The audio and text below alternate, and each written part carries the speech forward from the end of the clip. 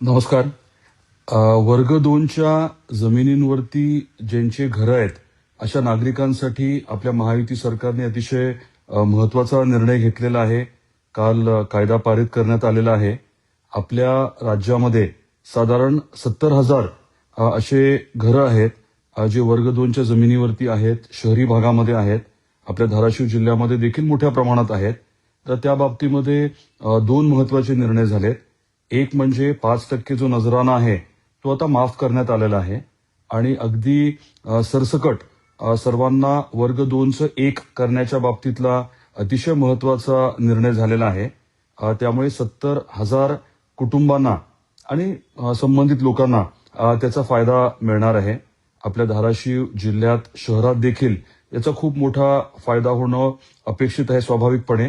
म्हणजे आता ज्यांची अशी घरं आहेत, ते नियमित होतील आणि वर्ग 1 फ्री होल्ड त्यांची मालकी असल्यामुळे त्यांना त्याच्यावरती कर्ज काढता येऊ शकेल. नवीन बांधकामाला अधिकृत परवानगी मिळेल आणि खूप मोठा दिलासा दिल्याबद्दल आपले महसूल मंत्री आदरणीय बावनकुळे साहेबांचे मनापासून आभार व्यक्त करतो. महायुती सरकारचे आणि आदरणीय मुख्यमंत्री देवेंद्रजी फडणवीस साहेबांचे, दोन्ही उपमुख्यमंत्री महोदयांचे मी आभार मानतो. कारण जो निर्णय घेण्यात आला होता त्याच्यामध्ये आता सहजता आणली आहे आणि सहजता आणल्यामुळे आणि 5% नजराना माफ केलेला आहे.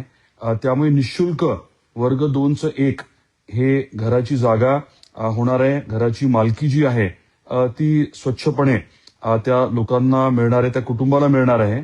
आणि मी म्हटल्याप्रमाणे घरावरती कर्ज उद्योग व्यवसायाच्या अनुषंगाने असेल, शैक्षणिक कर्जाच्या अनुषंगाने असेल, ते मिळू शकेल. नवीन बांधकाम करायला देखील कर्ज मिळू शकेल आणि हे खूप सुलभ केल्यामुळे माझे बावनकुळे साहेबांना खरं तर मनापासून धन्यवाद आहेत. त्यांचे मनापासून मी आभार मानतो आणि आपल्यालाही विनंती आहे की हा महत्त्वाचा विषय आपल्याशी संबंधित असेल तर त्याचा योग्य तो आपण उपयोग करून घ्यावा. कुठे अडचण आली तर जरूर आम्हाला सांगावं. जे वर्ग 2चे जागेवरती घरं होते आपल्या शहरी भागामध्ये, त्यांना वर्ग 1 करण्याच्या बाबतीत, मदतमासच्या बाबतीतला विषय आहे. हे करण्याबाबतीतला हा निर्णय आहे. मी म्हटल्याप्रमाणे नजराना 5% ठरला होता, तो माफ आता झालेला आहे आणि अतिशय सुलभ करून सरसकट 2चं 1 केलं जाणार आहे, ज्याच्यामुळे मालकी हक्क राहतील, कर्ज घेता येऊ शकेल. परत एकदा मी महायुती सरकारचे आभार व्यक्त करतो आणि सर्व संबंधित नागरिकांना विनंती करतो की या महत्त्वाच्या निर्णयाचा आपण योग्य तो लाभ घ्यावा.